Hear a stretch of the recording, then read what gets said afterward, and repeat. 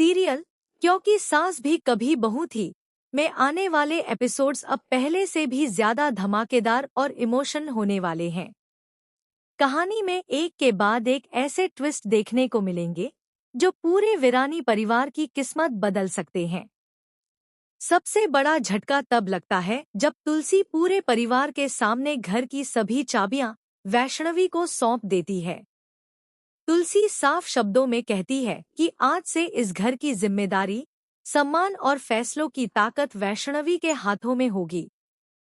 तुलसी का यह फैसला सुनते ही पूरे परिवार में सन्नाटा छा जाता है।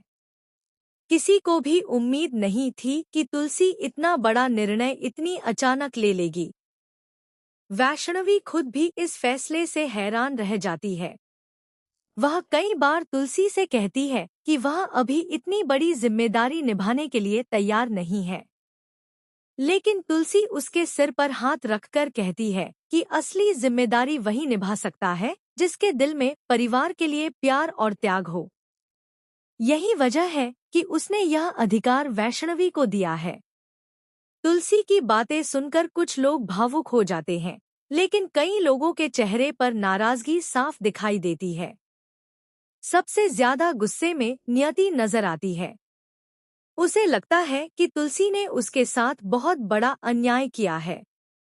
वह सबके सामने वैष्णवी पर ताने कसना शुरू कर देती है और कहती है कि यह सब पहले से प्लान किया गया था।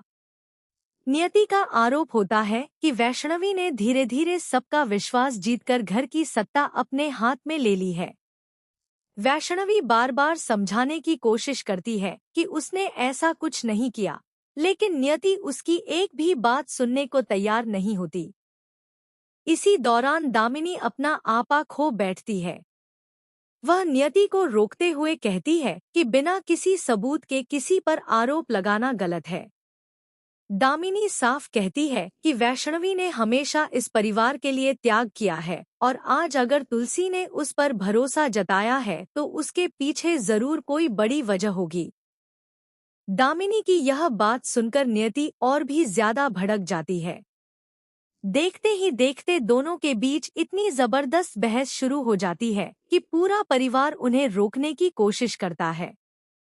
उसी समय तुलसी वहां पहुंच जाती है। वह दोनों को सख्त आवाज में शांत रहने के लिए कहती है।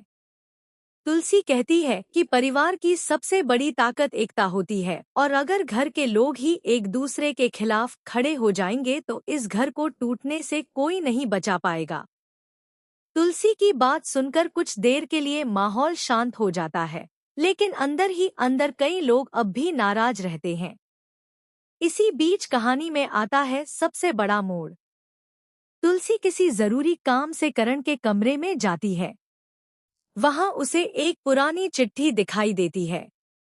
जैसे ही वह चिट्ठी पढ़ती है, उसके चेहरे का रंग उड़ जाता है। उसकी आंखों में हैरानी और गुस्सा दोनों साफ दिखाई देते हैं। वह तुरंत करण को बुलाती है और पूछती है, यह चिट्ठी यहाँ कैसे आई? और तेरे पापा कहाँ हैं? पूरे परिवार के सामने तुलसी का यह सवाल सुनकर करण भी घबरा जाता है। लेकिन करण इस बार चुप नहीं रहता। वह गुस्से में कह देता है, आपको मुझसे यह सवाल पूछने का कोई हक नहीं है। करण की यह बात सुनकर पूरा परिवार हैरान रह जाता है। किसी ने भी कभी करण को तुलसी से इस तरह बात करते हुए नहीं देखा था। तुलसी का धैर्य टूट जाता है। वह सख्त आवाज में कहती है, मुझे अपने पति के बारे में पूछने का पूरा हक है। अब सच बताओ। कुछ देर तक करण चुप रहता है। आखिरकार वह ऐसा राज बताने की तैयारी करता है जिससे पूरे परिवार की नींव हिल सकती है। वह स्वीकार करता है कि पिछले कुछ समय से वह कई ऐसी बातें छिपा रहा था जो अगर पहले सामने आ जाती तो परिवार में बहुत बड़ा तूफान आ जाता।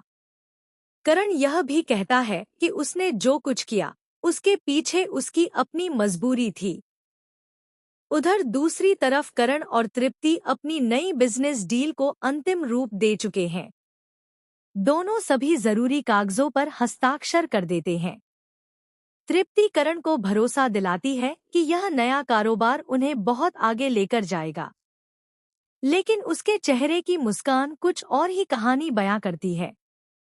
ऐसा लगता है कि तृप्ति का असली मकसद सिर्फ बिजनेस नहीं, बल्कि वीरानी परिवार में अपनी जगह बनाना भी है।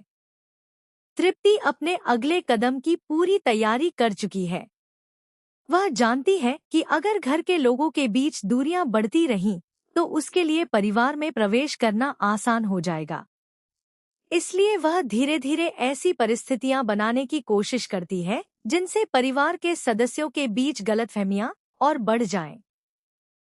किसी को उसकी चालाकी का अंदाजा नहीं होता। दूसरी ओर समा की शादी की तैयारियां भी तेजी से चल रही हैं। घर में खुशियों का माहौल बनने लगता है, लेकिन इसी खुशी के बीच कई अनचाहे सवाल भी उठने लगते हैं। कुछ लोगों को शक होने लगता है कि शादी के दौरान कोई बड़ा हंगामा हो सकता है। परिवार के बड़े सदस्य हर हाल में शादी को शांतिपूर्वक संपन्न कराना चाहते हैं, लेकिन हालात लगातार बिगड़ते नजर आते हैं। वैष्णवी अब घर की नई जिम्मेदारियों को संभालने की कोशिश करती है। वह हर सदस्य की बात सुनती है और परिवार को एकजुट रखने का प्रयास करती है, लेकिन हर कदम पर उसे विरोध का सामना करना पड़ता है। कई लोग उसे स्वीकार नहीं कर पा रहे हैं, जबकि कुछ लोग खुलकर उसका साथ देने लगते हैं। इसी वजह से घर दो हिस्सों में बंटता हुआ दिखाई देने लगता है। इसी बीच तुलसी को चिट्ठी से जुड़ा एक और सुराग मिलता है। उसे एहसास होता है कि मामला जितना साधारण दिखाई दे रहा है, उससे कहीं ज्यादा गंभीर है। वह तय करती है कि इस रहस्य की पूरी सच्चाई सामने लाकर रहेगी। दूसरी तरफ करण भी बेचैन रहने लगता है, क्योंकि उसे डर है कि अगर सारे राज खुल गए तो कई रिश्ते हमेशा के लिए टूट सकते हैं। अब कहानी ऐसे मोड़ पर पहुंच चुकी है जहां हर किरदार किसी न किसी राज को छिपाए हुए नजर आता है। एक तरफ वैष्णवी पर घर संभालने की बड़ी जिम्मेदारी है, दूसरी तरफ तृप्ति की नई चालें लगातार माहौल बिगाड़ रही हैं। करण का सच, तुलसी की चिट्ठी और समा की शादी, इन तीनों घटनाओं का आपस में क्या संबंध है, इसका जवाब आने वाले एपिसोड्स में धीरे धीरे सामने आ सकता है। अब सबसे बड़ा सवाल यही है कि क्या तुलसी का वैष्णवी पर किया गया भरोसा सही साबित होगा?